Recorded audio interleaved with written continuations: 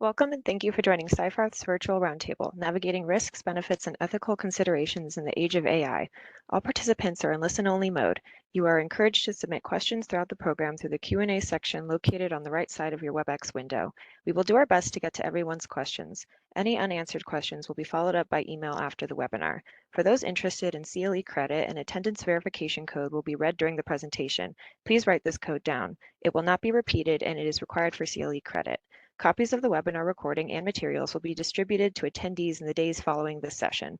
At this time, I'd like to turn the program over to Steve Poor. Steve, you may begin. Thanks, Sophia, and greetings, and thanks to everyone for joining. As Sophia pointed out, my name is Stephen Poor, and I'm the host of Pioneers and Pathfinders, which, for those of you who don't know, is a podcast devoted to the journeys of people driving change in the profession. Today, I'll be the MC of this virtual roundtable. Now, I presume you wouldn't be here if you weren't already familiar, at least at some level, with generative AI, such as that exhibited by ChatGPT.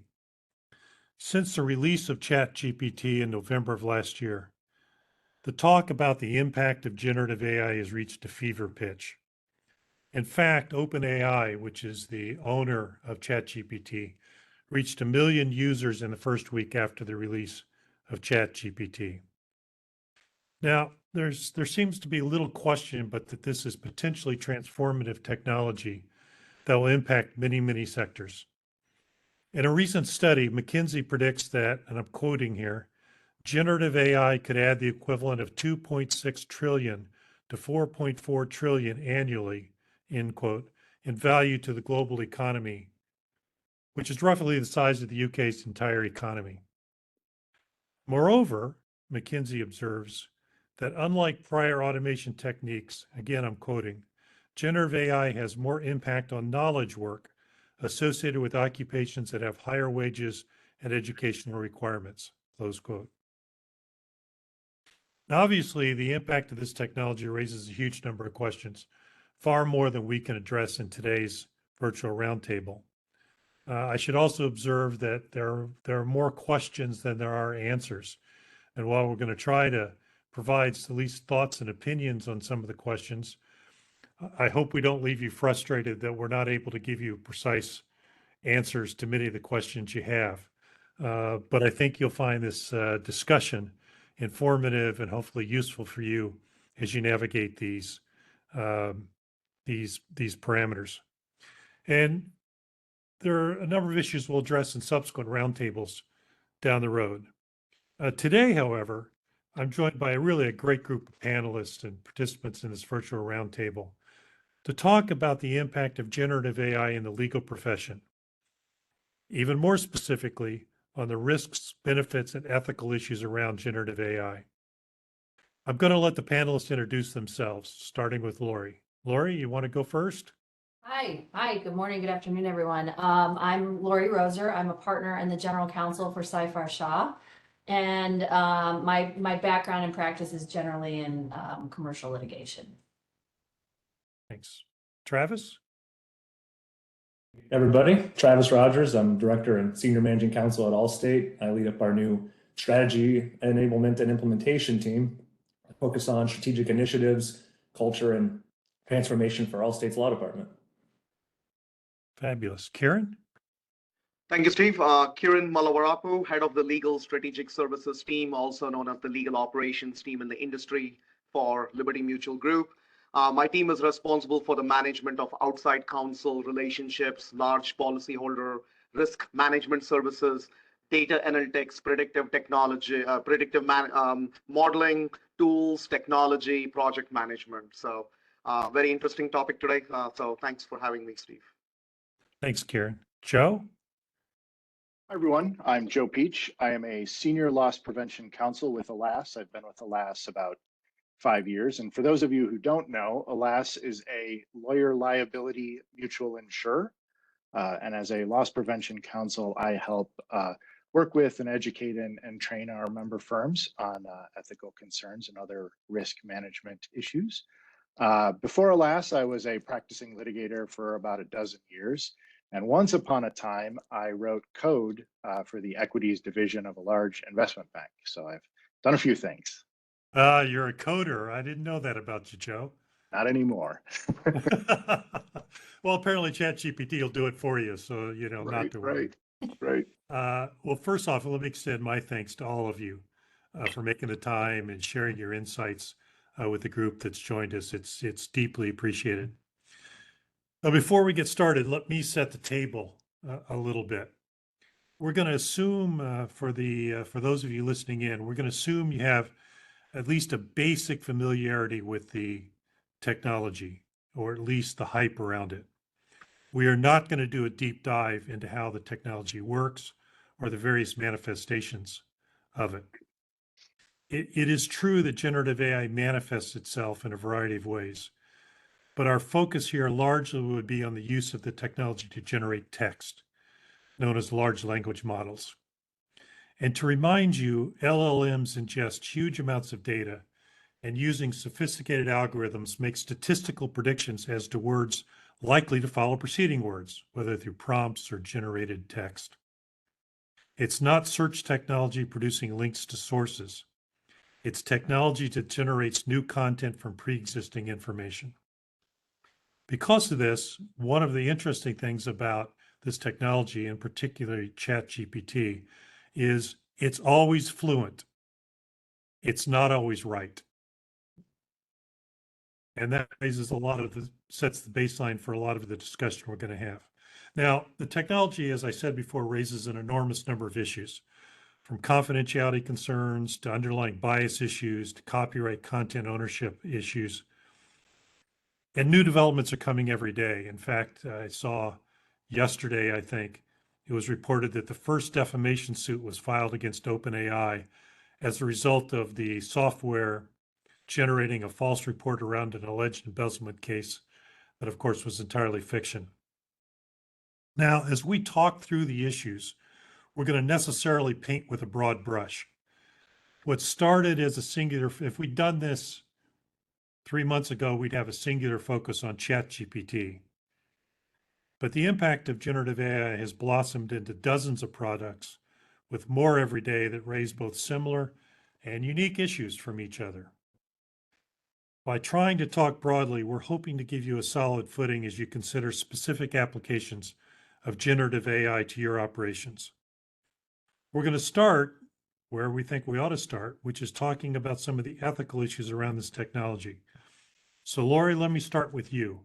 Why don't you sort of talk to us a little bit about some of the general ethical issues and considerations that have to be grappled with as we think about this technology and its application into the legal sphere.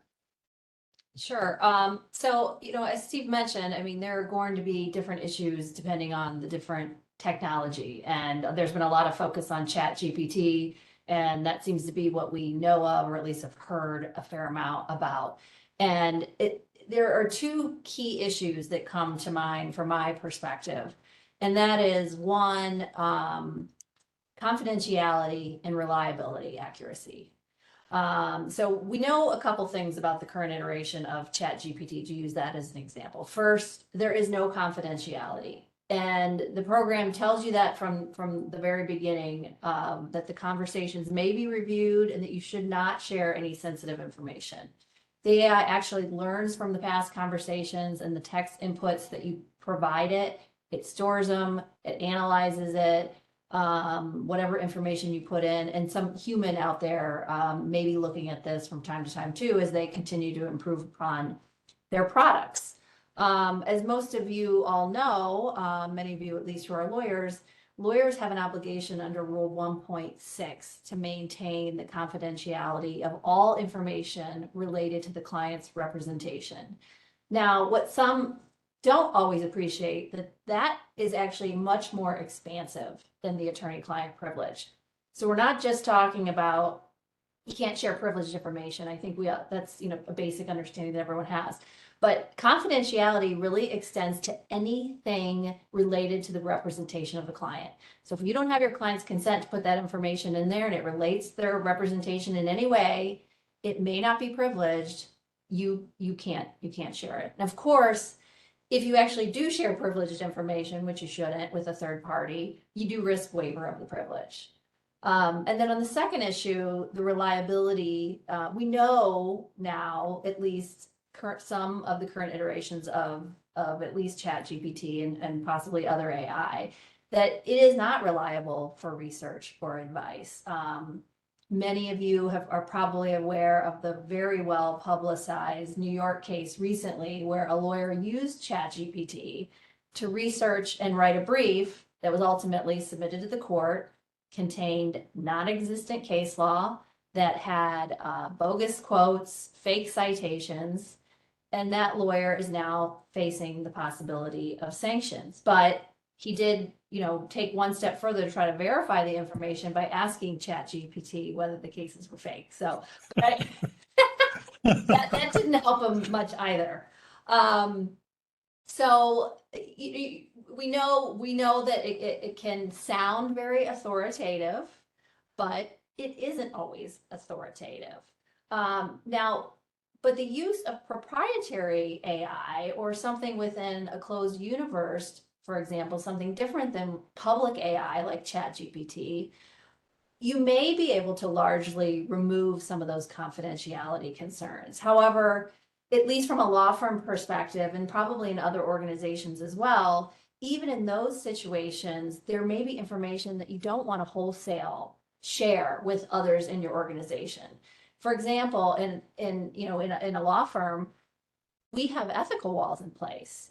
There are certain things that we can't share from one client's information, with anyone who's working on a client team of another. So that's something that we are going to grapple with as we look to harness and, benefit from, the benefits of generative AI, but while also maintaining those ethical walls in place. And so that's something that we would be looking at when we evaluate AI tools. Lori, question for you. What's the obligation? I know there is some obligation under the rules for lawyers to be aware of technology, to understand it. What are those guidelines and how do they apply to this new iteration of software? So you're referring to Rule 1.1, which under Rule 1.1, lawyers have an ethical obligation to understand the benefits and the risks of the use of technology. So it's sort of twofold. One, you should be using technology for your clients. But at the same time, you have to educate yourself on the technology and the risks and the benefits of it. Of course, we're hearing a lot about the benefits of efficiency, and there certainly can be huge efficiency benefits. But depending on what you're using generative AI for, you need to understand where the AI is pulling its information and is it reliable? Also, what is the purpose that you're using it for? If you don't intend to rely on it to draft a contractual provision or provide an answer to a legal question, and you're really using it more as an idea generator, a first draft of a communication, then that you plan to confirm the information that it provides to you with other trusted sources, then perhaps you don't need to dig a lot deeper into, where's this AI coming from and how do I confirm its accuracy, because you aren't actually relying on it for its accuracy. But of course, you do need to understand, you always will need to understand the confidentiality parameters. And that's going to be important for lawyers, non-lawyers. I mean, everyone wants to protect their confidential information. So that's going to be a key issue no matter who you are and how you're using the AI. The transparency issue is a challenge, isn't it? Obviously, if you're using it as a proprietary system and you know exactly what databases you're using it, that's one thing. Using some of these general programs like ChatGPT, it's difficult to get a handle on exactly what source material they're using. Yeah. Yes. And that's, the obligation, of disclosure is, I think, a question that's come up a fair amount. What obligation do lawyers have to disclose that they're using generative AI? And I think it depends on the situation. And, pulling from the New York snafu that we all saw, we've already seen, and I think just today I heard that there was a third federal judge. We've had 3 federal judges come out with standing orders that are addressing this issue and this concern, and it focuses on transparency and reliability. And there was a judge in Illinois, one in Texas, and now there was a new one from Pennsylvania. They came out with standing orders that, are generally sort of similar, but they take the form of either each lawyer needs to certify either that no portion of their brief was drafted using AI, or that any of the language that they used was actually verified and checked by a human. Another version of that was the Illinois judge who issued a similar order that was really focused on, you have to disclose the AI tool that you use and explain how you used it. And I think, again, the focus there is probably, for the court and for opposing counsel, the court is reading a brief. Every lawyer has an obligation to be truthful and accurate with their submissions and their filings. And a judge can, generally should be able to rely on the fact that someone has cited a case and it actually exists. Now we're seeing citations that don't exist. And same for opposing counsel, that case actually exists. It says what you say it says. And, there's just that, I think that's one more point driving home the need to be accurate and transparent about how you're using this. Also under Rule 1.4, lawyers are required to consult with their clients about how they're handling the representation and how the client's objectives are going to be accomplished. So does that mean you have to disclose to the client that you're using generative AI? And I hate to sound like a broken record, but again, I think it depends. I think it depends how you're using it, what the client expectations are. If you're using it in some minor role for more of an idea generator, I would say no. But if you are taking a mass portfolio of work from a client and you're creating contracts using generative AI, let's say, for example, let's say you have a huge portfolio of real estate leases and you're going to create them all using generative AI. That's probably something you want to have a conversation with your client about. This is what we're going to do. This is how we're going to do it. This is how we're going to ensure that it's going to be checked. There's going to be a QC, process for the whole thing. So, again, I think it depends on the situation and how you're using it. Laura, if I can jump in, I think it would be fair to say that there is going to be a patchwork of regulations, right? So the California State Bar is going to be creating or some guidelines around the use of AI. You mentioned a couple of federal judges or judges coming out with their own rules about when to disclose, what to disclose. So I think it would be fair to say that over the next 1 year, 2 years, we will start seeing a patchwork of regulations that all of us have to be aware of, when we are planning to use AI. Yeah, absolutely. Yeah, and sitting on the, sorry, Lori, sitting on the client side for, working with law firms, for me, I'm bullish on the future of generative AI. I want to see my law firms understanding how to use it better. I saw a question came in around the use of it for law firms.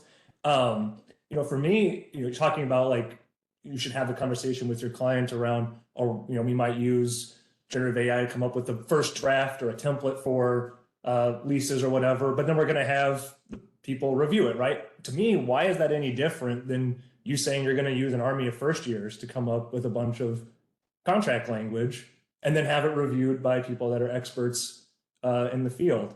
If you can do that first draft pass with generative AI instead and still do the review and make sure that the right set of eyes and the right language is in there, and that's an efficiency savings for you, it's cost savings for me. Why would I be opposed to that? It's interesting, Travis, and Joe, I'll come to you here in a second, Sure. that the New York case that Lori was referring to, the publicity around it is a failure of ChatGPT, is a failure of the technology. It struck me more as a failure to supervise. Yeah.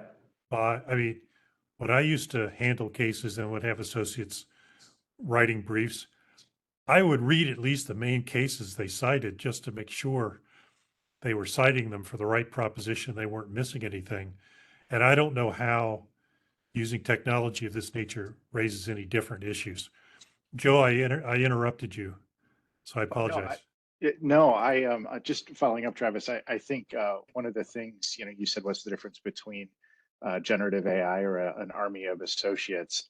It's for me, the first thing I think of is the confidentiality issue, right? The associates are your associates. The generative AI tool may not be yours, and so there's always that confidentiality issue, and maybe some others as well. Yeah. Kieran, as you were talking about regulation, I think you're right. I think we're going to see a whole bunch of different approaches to regulation of the generative AI usage. But I'll go back to what Lori was talking about and citing the rules, which I always like to hear. There is always that baseline for legal practitioners of the ethical rules, then you kind of build up, with the specialist stuff on top of that. So.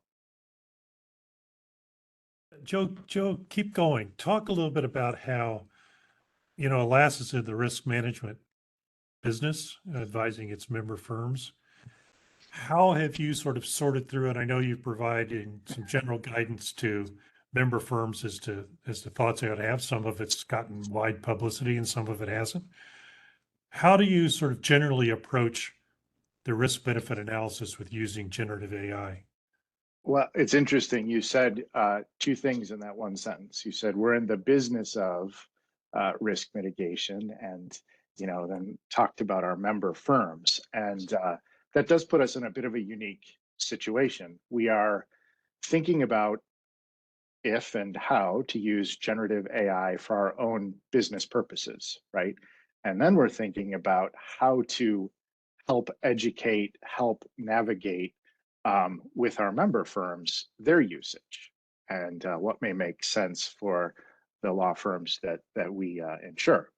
And so I'm sure this is not news to anybody. We have a portfolio of task forces, a broad one that's kind of looking holistically at the company's endeavors and making sure we're staying consistent in what we're thinking of doing ourselves and what we would advise our law firms to do. And then we have more specialist mini task force.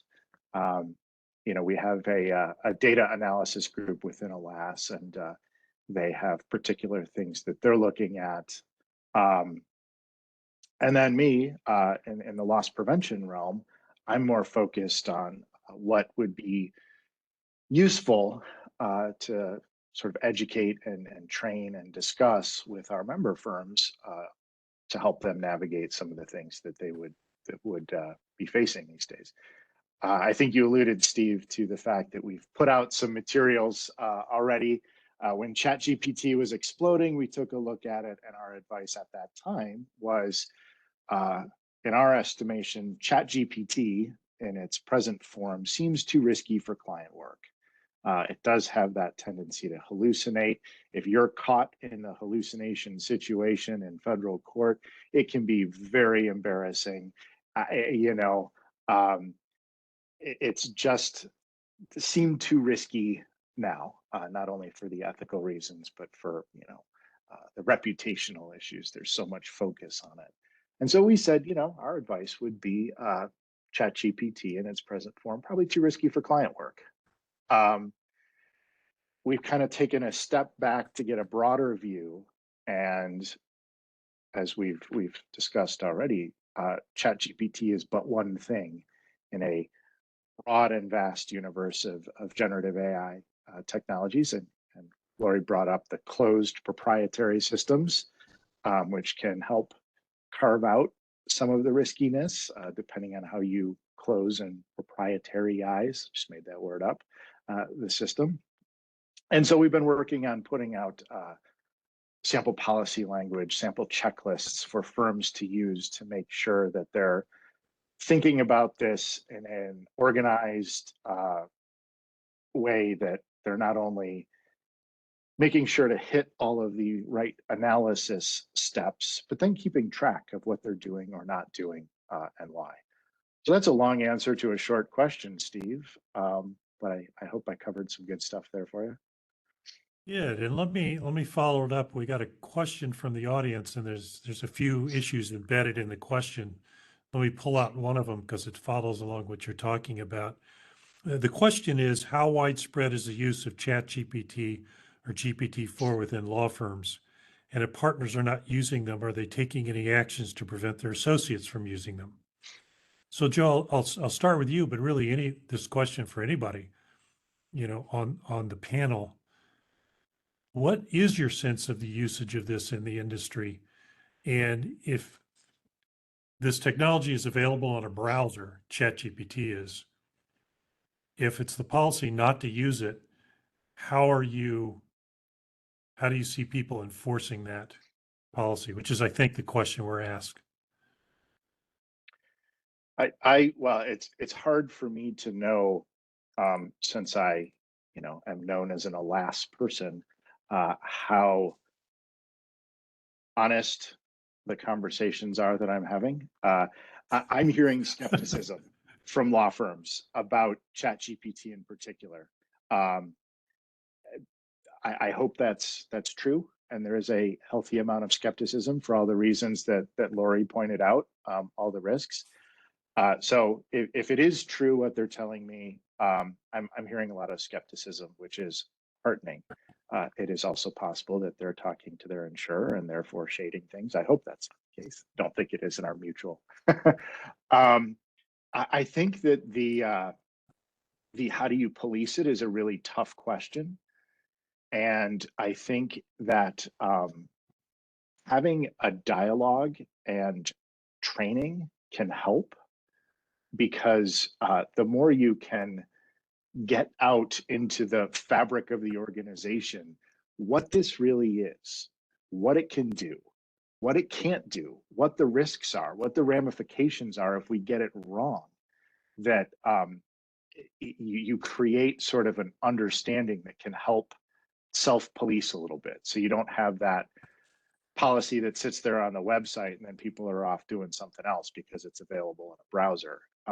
People are being regulated by the fact that they understand the issues that they can inadvertently foot fault into that may be quite dramatic from all sorts of perspectives, whether it's client relationship, trade secret, getting put on blast in the press for a misstep. I mean, all sorts of stuff. So I would agree with Joe generally on a lot of that. We certainly haven't banned the use at our firm. But I think the focus really is, one, because I don't think you literally could, because anyone can just open their phone or their iPad and use it that way. I think the more important focus is on educating people, as Joe just mentioned, that you have to understand the risks and the very serious issues that could befall you and the firm, and in violation of all of our obligations to our clients, which are, is always priority number one. And so I think the continued, and that's what we've tried to do so far is, we put out a few things on educating about the use of generative AI like ChatGPT, but that, noting that we are also exploring ways to harness the technology, through perhaps other tools and proprietary tools, et cetera, so that, we don't want to put our head in the sands about generative AI. I think that's not the right approach. We want to use it, and some of our clients are very excited about it. Some are understandably probably more cautious about it, but I think it's not going away, and it's already there, and it's been there in other forms, and it's just made a much bigger splash with ChatGPT because it's truly just available to everybody right now for anything and for any purpose. So that our focus, I think, will be on training, and has been on training. Yeah, Lori, I was going to say the singular focus on the public instance of ChatGPT as a stand-in for generative AI makes the conversation much more difficult, because there's a lot of confidentiality issues with that, ethics, all the stuff the risks everybody always talks about. But there are hundreds of generative AI tools that are not ChatGPT, and even ChatGPT, you can talk about private instances and pointing it at certain databases to fix hallucination problems. And so when we talk broadly about generative AI, but then focus just on, for example, banning the use of the public instance of ChatGPT, it really misses the opportunity in these other areas, right? I can go on Bing.com, I can use AI to have a chat as a search engine, right? Just this morning, My Gmail now has write an email for me. I can click a button and it will write the email for me in Gmail, right? And this is all my personal side, but like those are tools that are built into things we use every day. We know Microsoft is going to come out with Copilot for Word and PowerPoint and Excel, and people will be able to build things in that using generative AI. I don't foresee people banning efficiency tools in things that they use every day, right? It's, again, having the conversation so focused on ChatGPT because that is the hot thing right now, and that's where everybody can go and try it out. But there are so many, like I said, hundreds of tools that will give people the opportunity to find efficiencies in their work. The other aspect is that, I don't know if anybody else follows Ethan Mollick. He's this professor at Wharton. Great Twitter follow, by the way. He's also got a Substack that I read. And he just came out with this article in his Substack that talks about how organizations will have a very difficult time finding how to use generative AI to become more efficient, but individuals are actually really good at it. And so I wish we had like a poll question so we could ask the attendees, like, how many of you have actually gone on there, not for work, not to build a brief or whatever, just gone on there and tried this technology? Because I don't think we've seen such a transformative technology that has such ease of use. Anybody can use it. You can go on the browser and try it out and start to understand how this technology works. And then for yourself, again, in your own personal life, or if there are low risk things in your daily work around brainstorming, things like that you can use it for, try it. And you will start to see the opportunity that is at hand with this technology. I think he was citing these studies that were, on an individual basis, people can find 20 to 80% efficiency gains because they understand their work. It's really hard for organizations to be able to say, because this technology is so broad and it can apply to anybody's work, it's hard for organizations to say, do this, do that, do it this way. It's a lot easier for an individual to say, this is what my daily work is. Here's how I could use a tool like this to help me. Again, there's so many risks and there's so many things we have to do to use it in the right way. But if you can focus on the lower risk opportunities, try it out and see for yourself, because that's where you will see the opportunity much more than waiting for somebody to tell you how to use it. Travis, I'll probably double down on that one. Recently, I was reading this blog from Shelley Palmer. He's another technologist, and his title was "Writing My Own Blog is So 2022." So, but I think I do want to say that, I mean, there is quite some skepticism. I've not heard about many law firms actually trying to use generative AI at this point. But I also want to take us away from the whole fear. There is fear, understandable fear, because this is one of those technologies in a knowledge, profession, where suddenly AI has sort of democratized its availability, right? Everybody can access it, and therefore there is a level of fear on whether it be confidentiality, whether it be hallucinations, or using this directly in one's own profession. So I do want to say, though, is I believe that successful lawyers or law firms will focus on using technology to enable, support, augment their current expertise, the human expertise that cannot be replicated by any technology today. So in addition to everything that Joe or Laurie and Travis said, we do see there is quite some potential applications on the other side, if used properly, if trained properly, can actually be a benefit both to the law firm as well as the client side.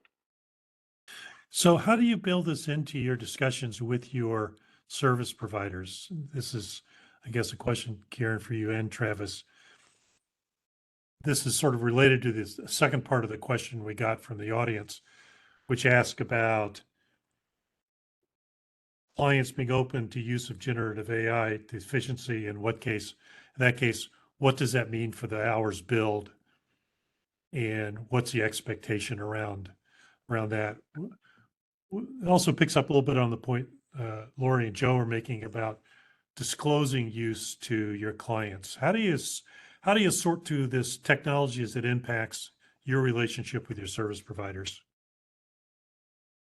I would focus on that transparency piece. Let's talk about it. Let's say, do you have ideas in it? What are you thinking about when it comes to this, right? I know you're not going to go to the public instance of ChatGPT and build my contracts in there, right? And I don't want you to do that. You're not going to do that. But let's talk about what we can do today and what we can build towards as we work together in the future on this, right? Because as an organization, Allstate, we are working on how we can utilize it for all the work that we do at Allstate, right? And it's going to be incumbent on us to work with our service providers to make sure they're thinking and working in that same direction. We don't have the answers, like you started this conversation off with, right? Nobody has clear 100% answers. You should do this, you shouldn't do that for this technology. And so for us, it's having that open, honest conversation about here's how we think we could utilize this technology. Here's how we think it could build efficiencies for us as the firm, for you as the person that's paying for it. What can we do together to build out that future?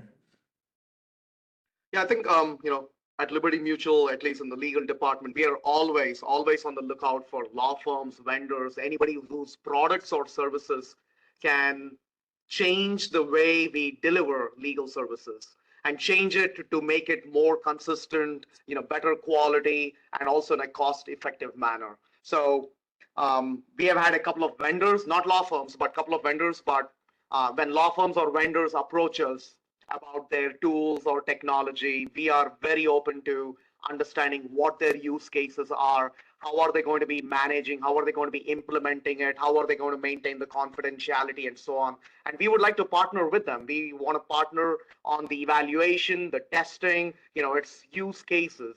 So as Travis said, I mean, the buzz and capabilities of generative AI are true. They are real, but we still need to train them, test them, pilot them in a very secure environment. And I think Laurie pointed, previously, each client might have a different use case. So how would a law firm that is managing multiple clients keep that wall, between some of these instances? So I think that's what we are exploring, and that's how we would partner with our vendors. I mean, you look at these studies that come out around the industries that are most likely to be disrupted by generative AI, and legal comes in at near the top or at the top for all of them. And so I personally, and from a company perspective, I'd like to be at the forefront of that conversation, understand how we are going to be a part of that disruption rather than sitting and waiting for the disruption to happen to us or to me. That is, it is coming. And so we should partner together to figure out how we do that rather than, again, waiting. One of the questions whenever I do a presentation, I always get this question, and we haven't been asked it yet, but I'm certain it sort of was embedded in the question, I guess, which is, do you see this changing the way services are priced by law firms? I'll give you my answer here in a minute. But I get asked the question, is this finally going to be the death of the billable hour? And I'm curious as to the reaction of the four of you to that question. I have a strong reaction myself that I'll save for later. I think we are trying to figure out who's going to go first on this one, who's going to put it out there. I'll go first. There you go. I have been struck over the decades I've been in this business at the resiliency of the billable hour. And I don't see anything about this technology that changes that resilience. If anything, I'm curious as to your reaction to this from a purchaser standpoint. If you think this technology will build in efficiencies, doesn't that make you less willing to enter into fixed fees, because it will inevitably be premised on data sets that are built on inefficient information? Yeah, I think that's an interesting perspective because we've gone back and forth on AFAs versus hourly, and tried out a variety of things with our service providers. And like you said, people have been predicting the death of the billable hour for a long time, and it has yet to happen. And I think one of the things for me in terms of partnering with this technology is having that open conversation about how do we both benefit from the use of it, right? for me, it's not about us taking advantage of that and saying must use it in all these cases and we're going to drive down costs significantly. But I also don't want to, like you said, I wouldn't want to enter into a bunch of fixed fee arrangements that somebody then on the other side, without me knowing or like without that transparency, is using AI to do it, 10 times whatever faster, and then I could have, spent less money on an hourly basis. I think it's about that conversation and sharing in the benefits of the technology as we identify that. Right, we don't know what that is today, but as we start to figure that out, it's about how can we go together. It's a partnership between us and our service providers, and we want that partnership to be a positive one and a strategic one. And so we should understand how we both benefit from the use of this type of technology in terms of how we price out landers. So Steve, I'll probably jump in on a couple of things. So I agree with Travis, but I also think there is a time element here. So for example, in the next 1 to 2 years, as this technology is either used or not used by law firms, you are going to see that, the whole pricing change. At the end of the day, the billable hour is some kind of a measure to look at the value added, whether it's the value of goods produced or the value of the goods, the impact of those goods or the services, right? That's what it's trying to measure. So in the very beginning, do you see much of a change? I don't think so. I would agree with Travis. We would like to have a conversation with our law firms, vendors, and so on. And maybe the billable hour continues for some more time. However, the second perspective is as more and more law firms and corporate legal departments start using this technology, and we are talking about a private generative AI kind of a technology, you will see that democratization coming through competition. You will see a lot more firms or services picking parts and pieces of this who might end up going through like an alternative fee arrangement, like a fixed fee. So for example, over the last 4 or 5 years, there has been a trend in the use of alternative legal service providers. They don't charge billable hours, but they have a fixed fee or something different. Similarly, in e-discovery, at the one point, we had 1 or 2 mega e-discovery providers. Now, over time, we have so many that every law firm or client can choose. Some clients are also doing it in-house. So over time, for each one of these practice areas, you could look at it from a complexity perspective. Maybe some of the lower complexity ones may not be a billable hour. It might be a fixed fee. And the higher complexity might still remain. And over time, you will see this maturity kick in throughout these complexity of these practice areas. Kiran, when you mentioned e-discovery, it got me thinking that in some ways we've seen similar things before, right? Like in the olden days, or my time at least, I'll call those the olden days, you had associates with books in the library billing by the hour. Then Westlaw and Lexis came along. Now you had a cost for the database and still hourly for the associates doing research, but less, right? Same in the e-discovery realm. The hordes of associates in a warehouse with boxes has been replaced by hourly work by lawyers, but less so, and then a technology cost element too. And I could see that over time happening here where Steve, the hourly billing persists for the lawyers, but the lawyer work is maybe less or different, or the efficiency is changed as augmented by a technology that then has its own sort of cost profile added into the mix of total cost for a matter. Fair enough. Joe, let's stay with you for a second. You mentioned this before as you've seen generative AI evolve just over the last few months. It's evolved the perspective of ALAS. And I'll start by asking you this question, but it applies to everyone. This thing is moving so quickly. New products are coming out every day. There are hundreds of them. There's new capabilities that keep coming out. How do you keep abreast of these developments and what they mean in terms of the risks and the benefits of using these technologies? I think that's a a challenge. Things like today,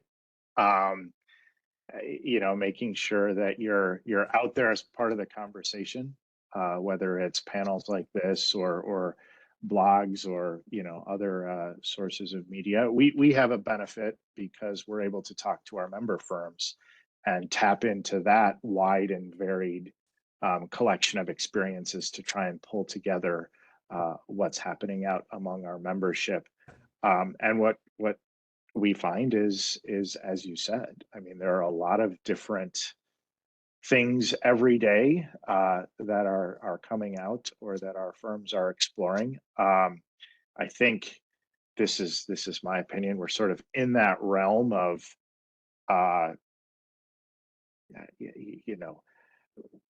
there are a lot of places announcing things today that won't exist long into the future.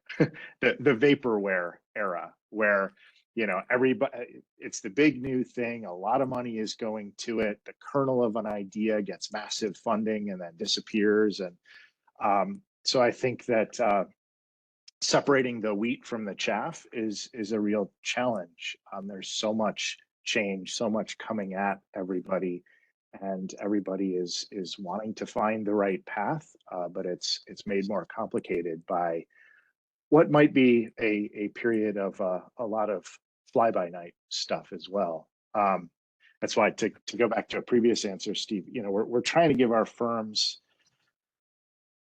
some level of framework of how to go about analyzing these things as they come into the purview of the firm, right? Have a designated person or group or committee that's looking at these things as they come in. Have a metric for how you're analyzing, on what points, and how are these things being analyzed, and how are you making decisions on what's worth testing or piloting or considering further versus what just gets sort of disregarded as inappropriate, and to make sure that you're doing it in sort of a comprehensive and also systematic way. Fair enough. Travis, Kieran, Lori? I mean, I kind of hit on this on my spiel at the beginning, which was use it, test it for yourself. That's how you can stay up to date on what the technology is doing. And you don't even have to use it for work. I planned a vacation using it. It was like a travel guide with me. You can use it in such a I hope it sent you to a place that existed. I went to Branson. No joke. I live west suburbs of Chicago, and I was looking for a road trip with my kids. And I was like, I want to go within 3 hour or however long drive it is, road trip with a 5-year-old and 8-year-old that has good options. Like, I gave it all my parameters, and it told me to go to Branson, and I ended up going, and it was a fantastic trip. And it gives me an itinerary. I'm going to Japan next month. It helped me build my entire itinerary. Like, those are the kinds of things that you can do to see what this technology does that are completely low risk, have nothing to do with putting your license at risk or getting sanctions, but you are part of the conversation. I have never, like Joe was a coder. I was not. I never coded anything. But over a weekend, I was able to create a program in Python alongside ChatGPT that actually worked. I thought that was the coolest thing. It didn't do much, but it went from nothing to something, and I was able to build it in Python just by asking it to create something interesting that I could build. And it told me everything to do. It had errors along the way, and then it fixed its own errors. You can test this stuff out for yourself for free. Like this, again, it is completely democratized what is a potentially extraordinarily transformative technology. I don't think we've seen anything like this at this scale that is this available to everyone. I think we are probably looking at the next legal tech entrepreneur in Travis here. So it seems like it, doesn't it? Right? Yeah. So as part of our legal operations innovation agenda, we plan to keep up with it on sort of 2 pillars, if I may. So pillar 1 is about education. Pillar 2 is about exposure. So education is, at the end of the day, everything that we have spoken about, right? So be part of the conversation, understand what the technology is, how does it actually work, what are some of the risks, And again, I'm not an attorney, but I know, our director of innovation, who's an attorney, talks about sort of the ethical issues and how do you keep all of that and keep educating the larger legal community about it. From a exposure perspective, what we have done is we are always trying to pilot with various vendors who bring or who talk about using this technology. So we test them, we try it out. We have attorneys, senior practice area leaders, we have paralegal, administrative assistant professionals, data science, all of the cross-functional team that is involved in trying out new things. We may not use it as a final product, but to understand what its limitations are, what can it do, what can it not do, and it also raises, by just trying to do these things, they're able to understand what the impact of the technology could be in the future. But I do go back to what Travis said. This is just one, right? We are all talking about ChatGPT. Bard is going to, Bard might also get implemented in so many different places. We will see Microsoft trying to use OpenAI's technology in various products that they have. So, over time, we are going to see a lot more. So why not be at the front of that? Absolutely. Lori, let me turn to you and ask you a question I know is a bit unfair, but what does this mean for training of associates if we assume generative AI products are going to take away a number of the more routine or mundane tasks that lawyers handle, many of which have been used for training purposes and development people? How do we think about the use of this technology alongside our obligation to train associates in their various competencies? Well, look, I mean, obviously it doesn't eliminate that obligation. And I think that we will find ways, as we've always found ways to train our associates. I mean, the examples that Joe gave are great, but what did we do before Westlaw? What did we do before we had e-discovery vendors? I mean, you sat in a room and you looked through every document. Instead, the focus and the way we practice law evolves a little bit. For example, now using the e-discovery example, the focus is on coming up with agreed upon search terms with your opposing counsel. It's not that, and search parameters and how you're going to search for the documents and, an agreed upon protocol so that you don't fall. And as long as you aren't running afoul of that, you've, comply with your e-discovery obligation. So it's a little bit different, but I think that, the training, I mean, we've got to make a conscious effort to continue to train our associates. I mean, not to go in a whole nother, just tangent, but, we've seen that with the remote work.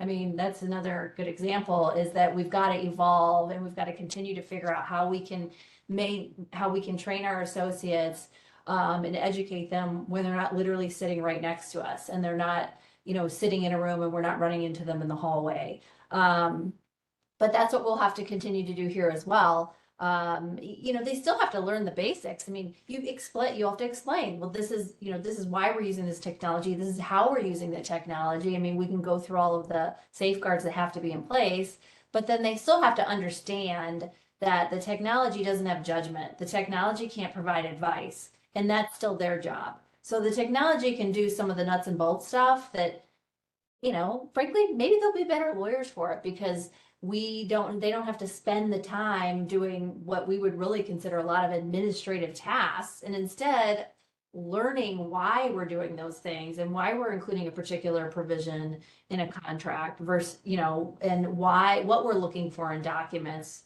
and, that they may not have to spend the, hours upon hours. I mean, that I certainly sat in a warehouse looking through boxes of documents. I think I did too. And so there's nothing I like better than when the e-discovery stuff came along, you didn't have to do that anymore. No more hauling of boxes into your office, box after box. Often, yeah, and they tended to be dusty, if I recall. Karen and Travis, what does this mean to you for training of both your teams in-house and the expectations of your outside law firms? So but maybe I'll get started. I think currently the technology is not in a place that can be utilized in our day-to-day operations. So that sort of puts us in a little bit of in a good space, if I may, because we got some time to think about what does it mean, how do you train, how does it, how do we bring them in, how do you share the knowledge and so on. My view is before we jump into the use of AI or how do we train, I think because we have this runway, I would want to step back and sort of focus on knowledge management. How do you make sure that all the documents and all the work product that we are creating is tagged properly? How are you ready? How are you going to train your, if we've been talking about a private instance of a generative AI tool, but it needs some training material. It needs the data, the fuel to have that engine run, right? So how do you make sure that that fuel is ready? So we are focused on the knowledge management, tagging it properly, making sure that we are reusing it, we have the right material there, right? So that's one part of it. The second part also comes to around data quality. We have been talking about the impact of, like such as hallucinations, overconfidence of AI. I think there is a deeper issue. There is also a deeper issue about sort of the biases that would come through the data. If you feed it bad data, biased data, you might actually get a biased answer too. That's what it's learning from.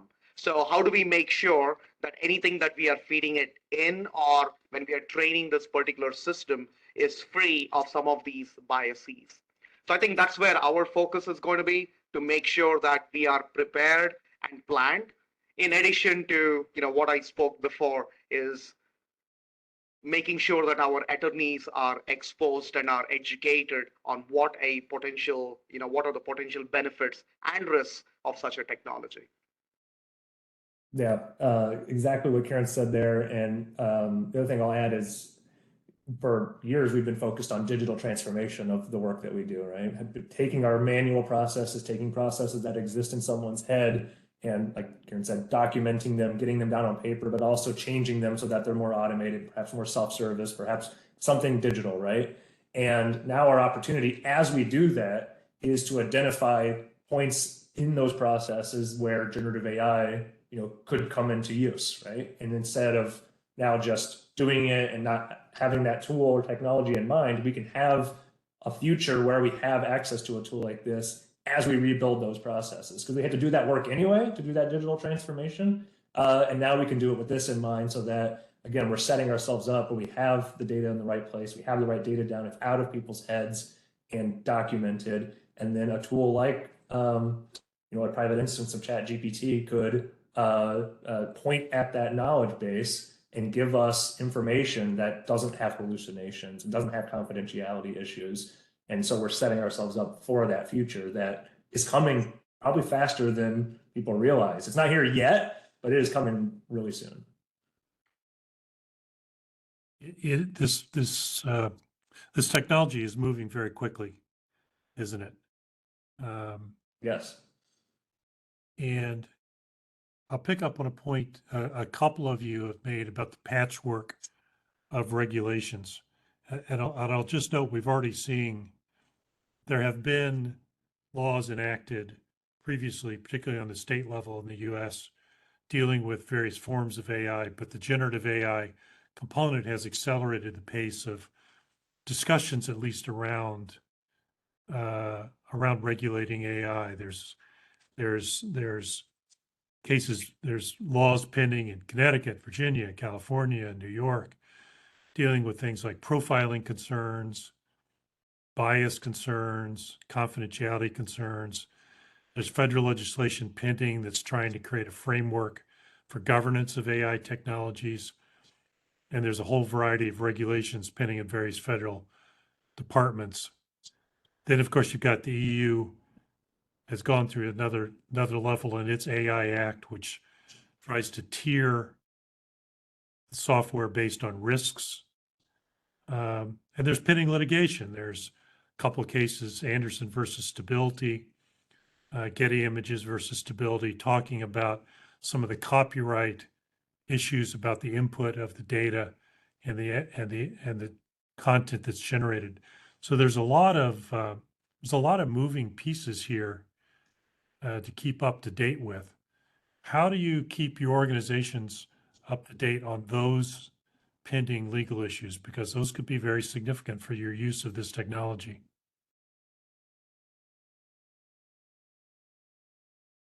I mean, is it any different than how we track new legislation in other areas, right? We have to understand when any new laws or regs, insurance is a highly regulated, 50 different state regulator space. And so we have robust processes in place to understand new laws and regulations as they come in, right? But also as a part of that, we want to be a part of the conversation in the development of these new laws and regs, right? We're not just looking for them to be waiting for them to be imposed on us. Rather, we have to have a really good understanding of the technology, of how we want to use it in our company, of the potential risks, and then be a part of those conversations as those laws, regulations, standards, whatever they might be, get developed.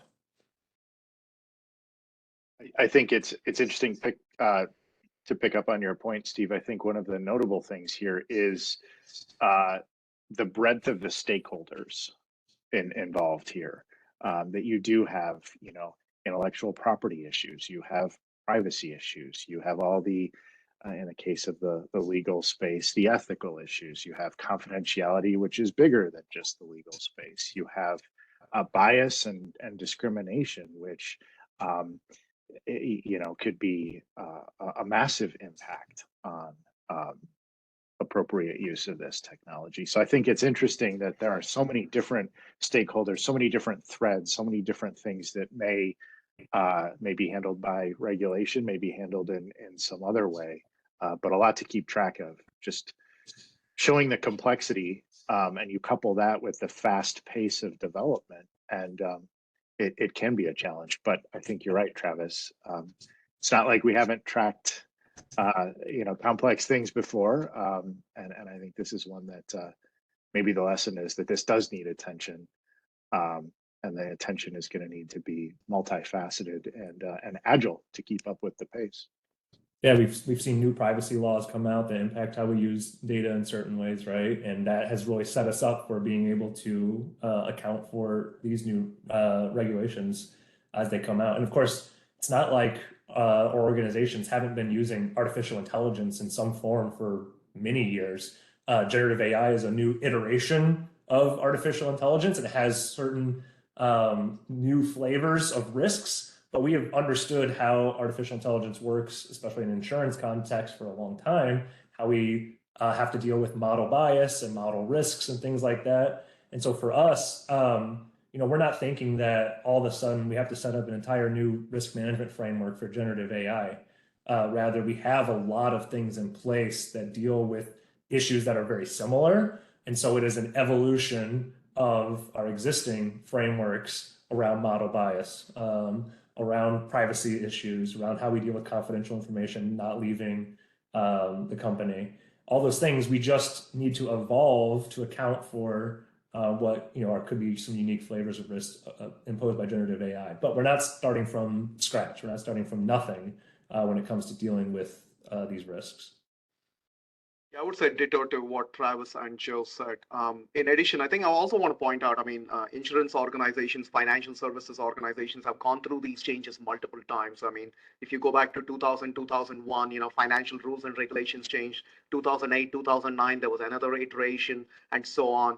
Sanctions is a great example. Every time there's a major event in the industry or major event in the world, the sanctions quickly change and people have to jump onto and learn what those mean and how do we implement it. So I agree with, what Travis said. We are looking at an existing framework.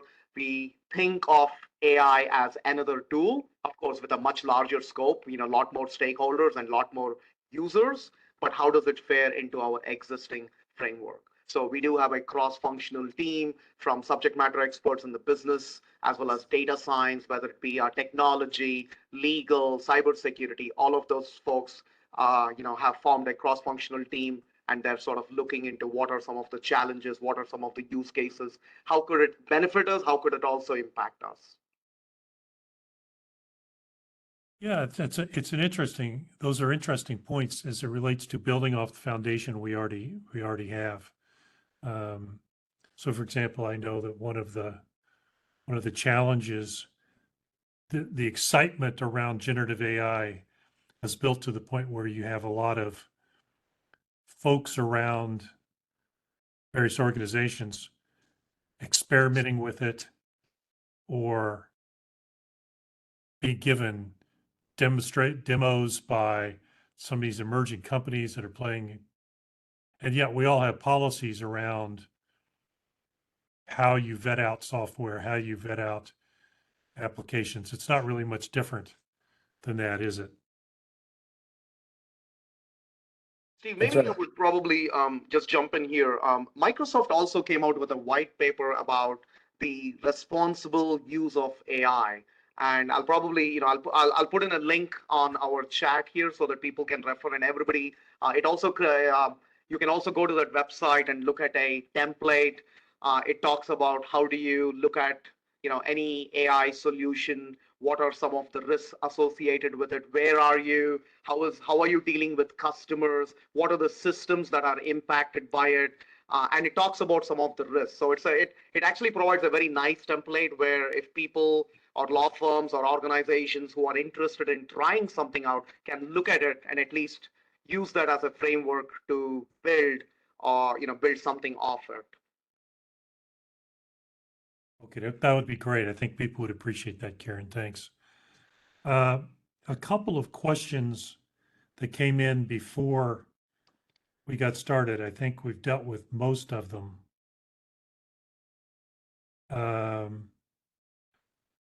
One question is, how does one cite AI if it's used as a source? Laura, you want to take this one? You should not cite it. You should not use it as a source. It's not a source. You should go find the source and cite the source. So if it gives you some information, go find the source and then cite the source. You should not cite to it. And Joe, you touched a little bit on this, and I'll ask you to sort of expound a little bit. The question is, what do you think is the best framework for all of those out there for guiding AI development, particularly generative AI? You talked about some of the guidelines you put out there. Can you sort of flesh out your thoughts a little bit on what a framework might be? Yeah, I think, and this goes back to something that Laurie mentioned right at the outset. Um, I don't know that everybody at Alas would agree with this, everything I'm saying, but I think my sense is the closed, proprietary, specialized systems that are trained on a legal corpus of materials and directed at legal problems. To the extent those come to maturity over time, I think that generative AI in that space can be, done correctly, something that keeps the risks at bay or manageable and can provide a really good efficiency gains. I think getting from where we are now, which is the open public chat GPT and a bunch of nascent efforts to get more closed, proprietary, specialized. I think we got a ways to go. I think we got potentially a long way to go and a lot of fits and starts along the way, which I think is going to require the typical development process, right? Of understanding and testing and pilot programs and sort of that feedback loop before you're sort of using it front and center stage, right? There's going to be sort of that innovation incubator that goes on to make sure that you're addressing all the things that will come up. And those things that come up will be different, right? The open public has a different risk profile.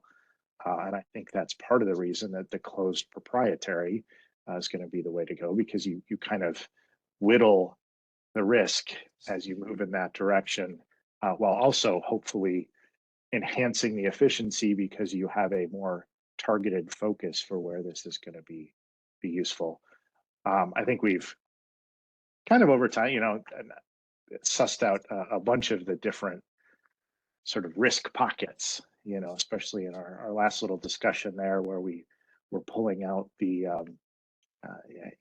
everything from risk and bias and discrimination to copyright to, our old friends, accuracy and reliability and confidentiality. And my favorite, the, model rules of professional responsibility. So I think keeping all that in the incubator as we move in a direction that can hopefully be less risky and more useful over time.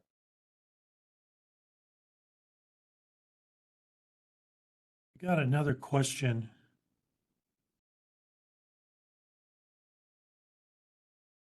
Really for my insurance friends on the panel. Do any of you have a great resource as to how cyber and other types of insurance carriers are looking at insured use of AI products?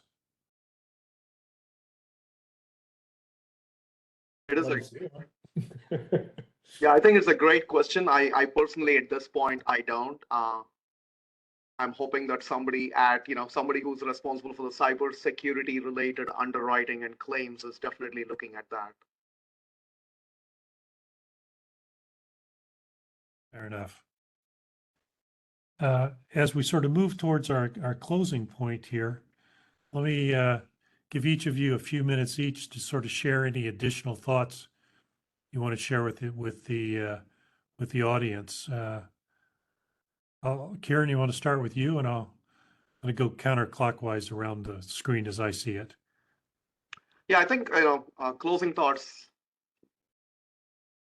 Generative AI, any other tool related with AI or products using these, I think are greatly going to change the way we think about legal services or the delivery of legal services.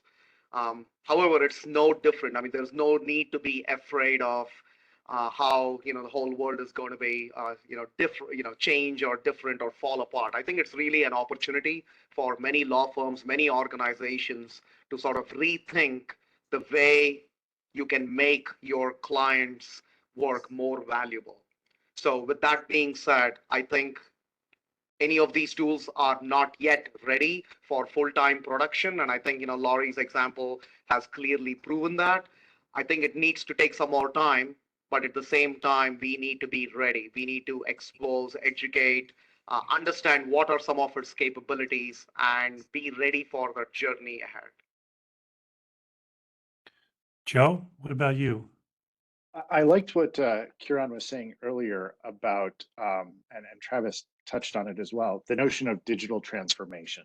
That's the big picture overarching trend. This is a very dramatic scene in that story, but it's part of that overarching digital transformation.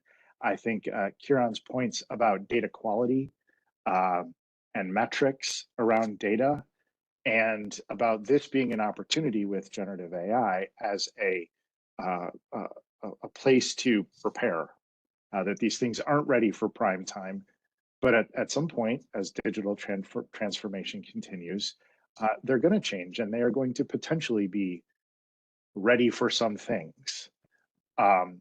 Preparing for that with how you're looking at your data, with how you're looking at your operations, or how you're looking at this raw material of the generative AI tool can be effectively used without too much risk, or while appropriately cabining risk. It makes this an exciting time.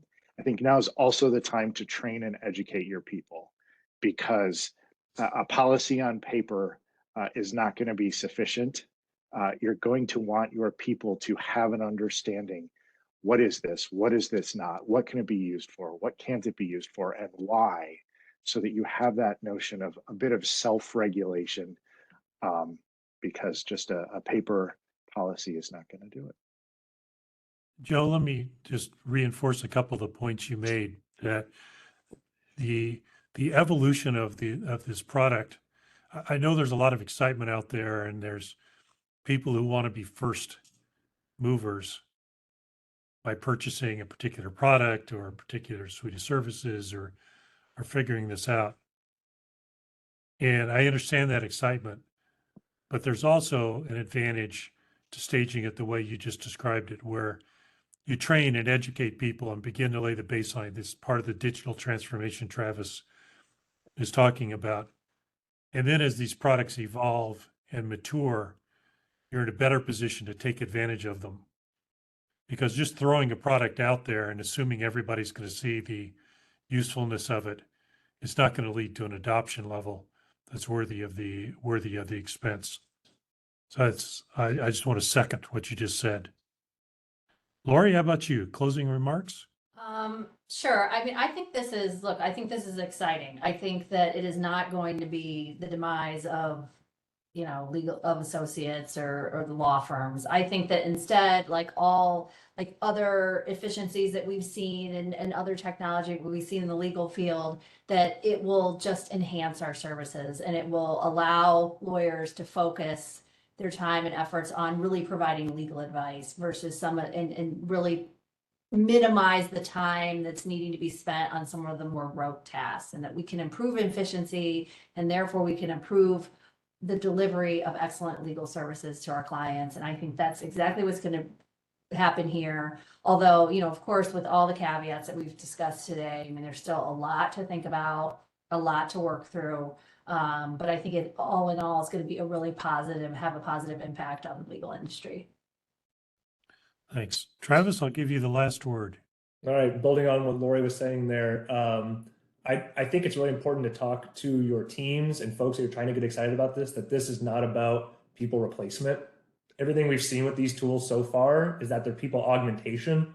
They are making you more effective and more efficient at your job. It is not about replacing you with artificial intelligence. And I think that's one of the baseline fears that folks might have about learning about this technology, getting it implemented into their companies, is that nobody wants to feel like their job is going to be replaced. And like I said, everything we've seen so far from the studies and from how the use of these tools is going is that that is not the case with this type of technology. It is a partner with you to augment how you do your job. And so when I talk to my team about it and I talk to the broader department, I always make sure to hit on that point to try to allay some of those fears. Well, thanks everybody. Those are great points, and I think one of the messages that's come through clearly from all of you is the point Travis just made, which is don't be afraid of this technology, embrace it, but do it thoughtfully, carefully, and with a recognition of the risks, so you can take advantage of the benefits. Let me say thank you to the panelists for your great insights, to the participants for listening. And for those of you who need a CLE code, it is SS1648. Thanks everybody for joining, and we appreciate your time. Hope you got value out of it. Thanks everybody. Thanks all. Thank you. Thank you. Thank you.